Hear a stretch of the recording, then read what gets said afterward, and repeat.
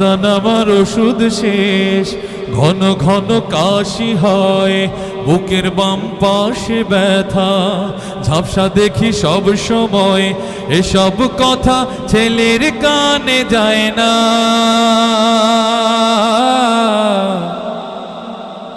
অথচ ছোট্ট বেলায় করতে কত বায়না।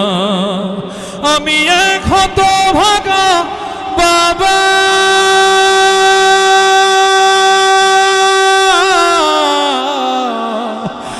আমি মরে গেলে ওষুধ কার কিনে দিবা? আমি মরে গেলে তুমি কারে বাবা ডাকবা?